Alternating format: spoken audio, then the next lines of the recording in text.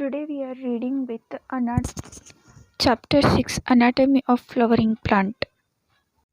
तो यहाँ पे मैं आपको बोलूँगी कि इजी तरीके से हम NCERT लाइन टू लाइन कैसे रीड कर सकते हैं। मैं यहाँ पे 2006 की NCERT एडिशन ली हूँ। चाहे तो आपकी कौन से एडिशन ने वो आप लेके पढ़ सकती हो। मैं चैप्टर काफ़ी बार पढ़ चुकी हूँ। कहीं कहीं पे मैं ऑलरेडी हाईलाइट करके थोड़ा बहुत पढ़ी हूँ और मार्क भी की हूँ, इसलिए मैं कहीं पे भी आपको डिस्टर्बेंस ना हो करके मैंने यहाँ पे ये वाला पेन लेकर हाईलाइट करना चाहूँगी। कहीं पे भी इम्पोर्टेंट रही हो तो आप भी ऐसे वाले पेन्स यूज़ कर सकते हैं, या आपके पास जो भी हाइलाइटर हो या कोई भी मार्कर हो, आपकी मर्ज़ी। तो आप जो भी चूज़ करना चाहते हो आपके ऊपर डिपेंड है। तो क्या हम स्टार्ट कर सकते हैं? स्टार्ट करने से पहले मैं यहाँ पे एक बात क्लियर रखना चाहती हूँ। अगर मेरा स्पीड आपको थोड़ा स्लो लगे या फास्ट लगे तो आप सेटिंग्स में जाके मेरा स्पीड बात करने की तो आप कम ज़्यादा कर सकते हो, तो इस पे आप ध्यान रखिएगा। और कुछ समझ नहीं आया तो आप कमेंट सेक्शन में पिन करके आपकी कमेंट डाल दीजिएगा। So please like, share and subscribe my channel. Please support करिए, मुझे भी अच्छा लगेगा। तो पढ़ना शुरू करते हैं। यहाँ पे मैं ये ब्लू कलर वाली पेन यूज़ कर रही हूँ। You can easily see the structural similarities and variation in the external morphology of the larger living organisms, both plants and animals। इसका मतलब ये होता है कि आप जब स्ट्रक्चरली बहुत बड़े ऑर्गेनिजम्स, ऐसे यहाँ पे लिखा गया है कि लार्जर लिविंग ऑर्गेनिज्म के आप structural similarities and variations, external morphology आप जब देखोगे तो बोथ प्लांट्स एंड एनिमल्स में आप सिमिलर पाएंगे। Similarly, if we were to study the internal structure, one finds several similarities as well as differences। इसका मतलब ये होता है कि जैसे हम बाहर से देखने पर लिविंग ऑर्गेनिज्म हमें सेम दिखते हैं, वो कैसे बने हैं फिज़िकली, वैसे ही जब हम अंदर देखें तो उनके अंदर भी सेम होता है। जैसे कि सब ऑर्गेनिज्म शेल से ही बने हैं, वैसे ही डिफरेंसेस भी होते हैं। जैसे कि आप लोअर क्लासेस में ऑलरेडी पढ़ चुके होंगे कि animal cell differ from plant cell. वैसे इस चैप्टर यहाँ पे दिखा है कि this chapter introduce you to the internal structure and functional organisation of higher plant. तो यहाँ पे हम, जैसे कि आपने हेडिंग में भी देखा है कि एनाटॉमी बोले तो हम अंदर की बातें बोलते हैं, जैसे कि प्लांट के अंदर क्या क्या है वो सब आप यहाँ पे देख सकते हैं। इस बारे में यहाँ पे प्लांट एनाटॉमी बोले तो प्लांट के अंदर क्या क्या चीज़ है, जैसे हिंदी मीडियम वाले को पता ही होगा जीव कोश बोलते हैं सेल को। तो ऐसे प्लांट के अंदर क्या क्या है वैसे हम इस चैप्टर में पढ़ते हैं। वो टॉपिक्स क्या क्या है करके यहाँ पे आगे दिया गया है। यही इंट्रोडक्शन पार्ट होता है एक चैप्टर की। तो आगे हम यहाँ देख सकते हैं कि इस चैप्टर में हम क्या क्या पढ़ सकते हैं। वो है कि study of internal structure of plant is called anatomy. यहाँ पे दे ही दिया गया, देखो आपने ये लाइन आप हाईलाइट कर सकते हो। Study of internal structure of plant is called anatomy. हम इंटरनल स्ट्रक्चर की जो प्लांट की स्टडी करते हैं इसे हमें एनाटॉमिकल कहते हैं। जो भी सब्जेक्ट हो जिसका भी आप इंटरनल स्ट्रक्चर जो पढ़ते हैं ना, उसे एनाटॉमी बोला जाता है। तो इस पार्ट को आप हाईलाइट कर दीजिए। Okay, next Plants have as the basic unit. Cells are organized into tissues and in turn the tissues are organized into the organs. Obviously आप सभी ये बात जानते होंगे कि plants also have the basic unit as cell. सब organism है तो उसका basic point cell ही होता है. Cell he is the basic point of all organism. Okay, तो सेल ऑर्गेनाइज होके यानी कि एक से ज़्यादा सेल ऑर्गेनाइज होके मिल के टिश्यू बनाता है. तो टिश्यू इन रिटर्न मिल के आपका क्या बनाता है? ऑर्गन बनाता है. आपको बात समझ आई? सेल टिश्यू बनाता है, टिश्यू से ऑर्गन्स बनते हैं. Different organs in a plant show different in their internal structure. तो एक ऑर्गन यहाँ पे बोले कि different organs different part different internal structure दिखाएंगे. तो सब एक ही जैसे स्ट्रक्चर दिखाने लगे तो उनका फ़ायदा क्या हुआ? सब डिफरेंट ही काम करने के लिए बने हैं तो डिफरेंट स्ट्रक्चर दिखाएंगे. With in angiosperm. एंजियोस्पर्म बोले तो कौन से प्लांट हुए? जो आपके फूल देते हैं उन्हें हम एंजियोस्पर्म बोलते हैं. Angiosperm, the monocot and dicot are also seen to be anatomically different. तो एंजियोस्पर्म में भी जो मोनोकॉट और डाइकॉट करके डिवाइड हुआ है. मोनोकॉट जो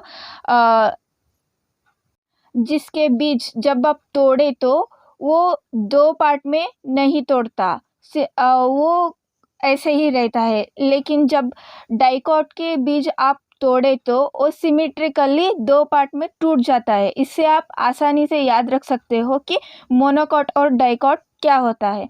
तो वो भी एनाटॉमिकली डिफरेंट होता है. जब अंदर से हम देखे जाए तो वो भी डिफरेंट होता है. Internal structures are adaptations to diverse environment. तो इंटरनल स्ट्रक्चर जो यहाँ पे हम सेल की या कुछ और की बात कर रहे हैं, वो इंटरनल स्ट्रक्चर है ना, वो अडेप्टेशन टू डाइवर्स एनवायरनमेंट. वो कौन सी एनवायरनमेंट में डिपेंड है, वो आपके यहाँ पे इंटरनल स्ट्रक्चर पे क्या करेगा? वो इफ़ेक्ट डालेगा. जैसे कि ज़ीरार कंडीशन हो गया, बोले तो डेजर्ट में कैसे रहेगा उनके अकॉर्डिंग वो इंटरनल स्ट्रक्चर होगा. और हमारे फॉरेस्ट में कैसा होगा तो वहाँ पे इंटरनल स्ट्रक्चर कैसे होगा, उसके पानी के डिपेंडेंस क्या होगा. इस सब को मिला के ये स्ट्रक्चर जो सेल का स्ट्रक्चर है, जो अनाटमी है ना, वो एनवायरमेंटल में भी डिपेंड करेगा. यहाँ पे हम इतना सब जान गए. यहाँ पे कोई किसी का डाउट हो तो आप कमेंट सेक्शन में डाल सकते हो. ओके, तो हमने यहाँ तक पढ़ लिया है और अब हम इसे कॉपी में नोट कर सकते हैं ताकि हमारा दोबारा से रिवीजन हो जाए. यहाँ पे हमने क्या क्या लिखा है करके. तो यहाँ पे मैं नोट्स बना रही हूँ. तो यहाँ पे मैं एक नोटबुक ली हूँ. आप चाहे तो कोई भी मटेरियल ले सकते हो आपके नोट्स बनाने के लिए. चाहे पेज में बना सकते हो या नोटबुक में. पेज में बनाने से अच्छा आप नोटबुक में बना सकते हो, क्योंकि पेज में बनाने से कहीं आप खो ना दो उसे. तो यहाँ पे मैं स्टार्ट कर रही हूँ, आप भी मेरे साथ लिखते जाए.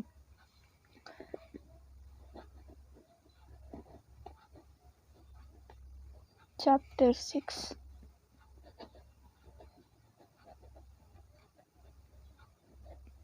Anatomy of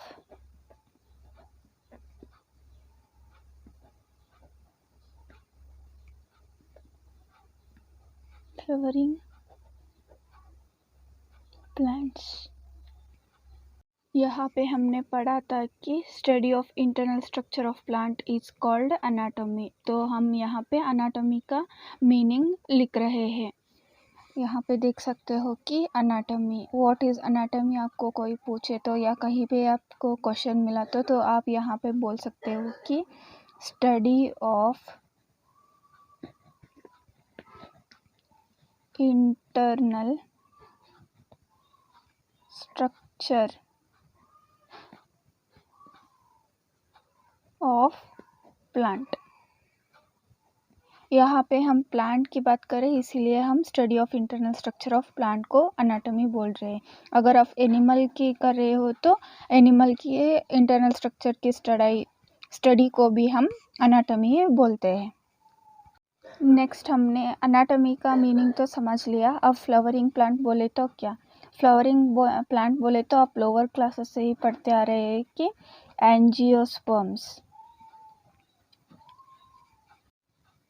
एंजियोस्पर्म्स को हम यहाँ फ्लावरिंग प्लांट बोलते हैं।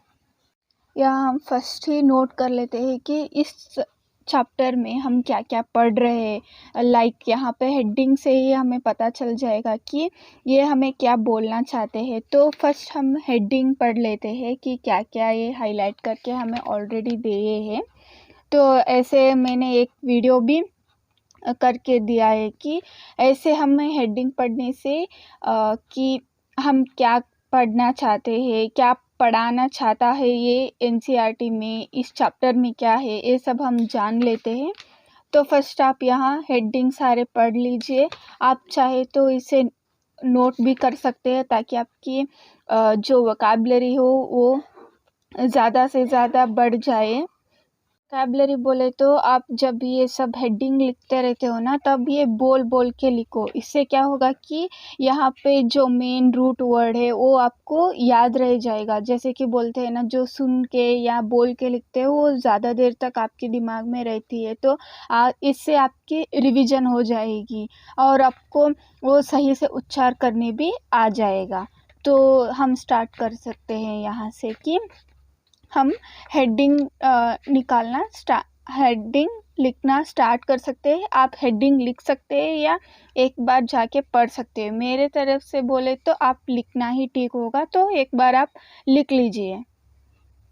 तो यहाँ पे फर्स्ट हमारे हेडिंग होगा, main heading, the tissue.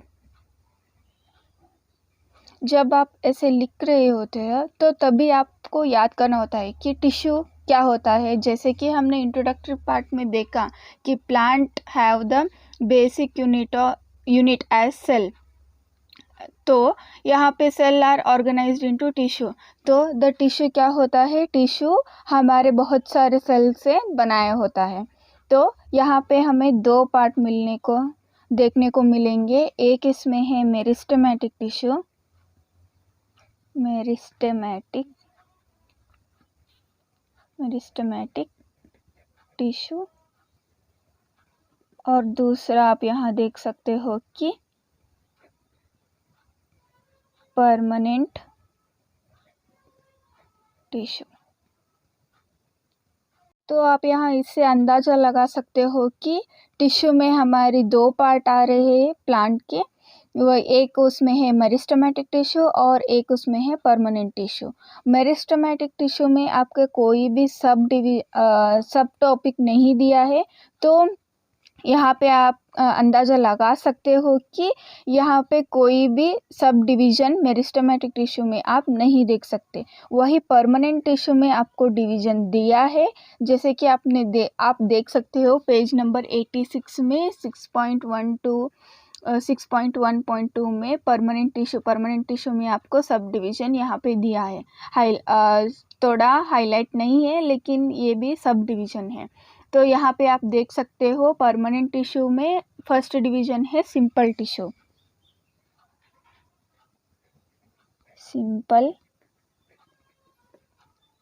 Tissue. Next division है कॉम्प्लेक्स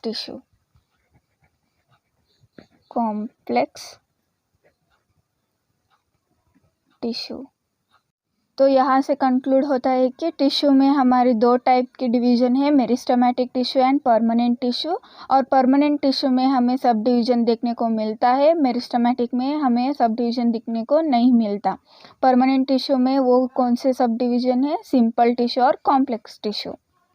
तो अब हम नेक्स्ट आगे बढ़ते हैं। यहाँ पे आप देख सकते हो कि यहाँ पे हमने ऑलरेडी सिंपल टिश्यू और कॉम्प्लेक्स टिश्यू की यहाँ पे हमने बात कर ली है। तो नेक्स्ट पेज पे हम जाते हैं। यहाँ पे और कोई सब डिवीज़न नहीं है, तो हम यहाँ डायरेक्ट द टिश्यू सिस्टम पे जाते हैं। यहाँ पे ये सेकेंड डिवीज़न होगा, second main division.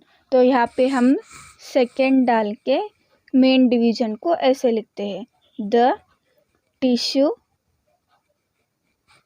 System. The tissue system, in that first one is epidermal tissue system, epidermal tissue system, and the second one is the ground tissue system. Second one, the ground tissue system. Third one, the vascular tissue system. Third, the vascular tissue system. Next, third division, that is anatomy of dicotyledonous and monocotyledonous plant. Anatomy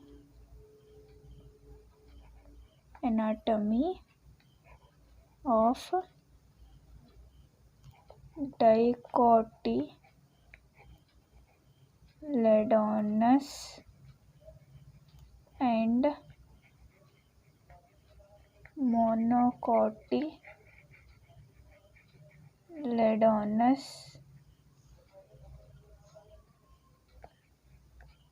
plants. In that first division, dicotyledonous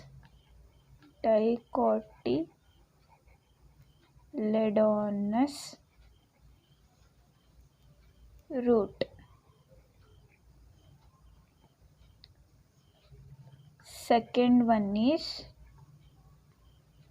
monocotyledonous root. And third division is dicotyledonous stem. And the fourth one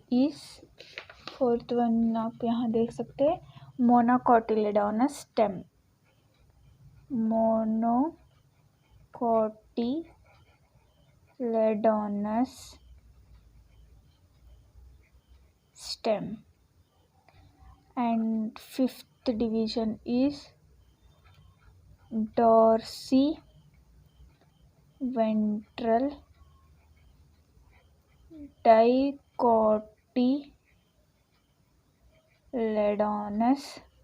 dicotyledonous leaf. And the sixth division is isobilateral monocotyledonous leaf. Next, fourth main division, इसमें secondary growth,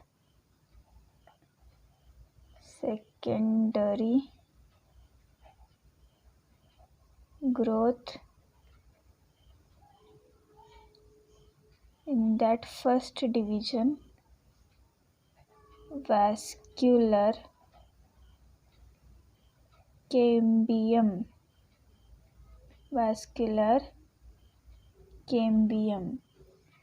In the vascular cambium, first division is formation of cambial ring, formation of cambial ring. Second division, activity of the cambial ring. Activity of the cambial ring. Then third division is springwood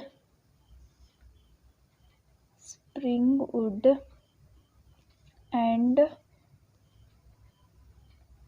ottoman wood. Springwood and ottoman wood. And the fourth division is heartwood and sapwood.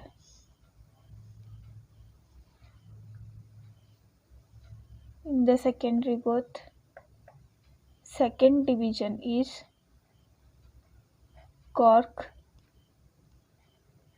cambium.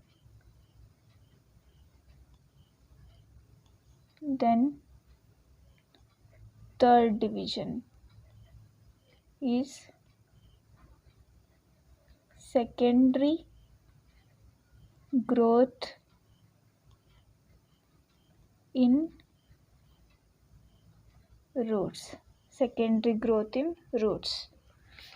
And then next summary. तो यहाँ पे आप देख सकते हो next summary है, तो next exercise है। तो इसके बाद आप, तो यहाँ पे हमारा लिस्ट रेडी हो गया। यहाँ पे आप देख सकते हो कि chapter 6 anatomy of flowering plants में हमें सिर्फ इतना टॉपिक्स कवर कर लेना है। इतना टॉपिक हमने कवर कर लिए तो ये चैप्टर हमारी कंप्लीट हो जाएगा। तो ये हमारे मेन टॉपिक है।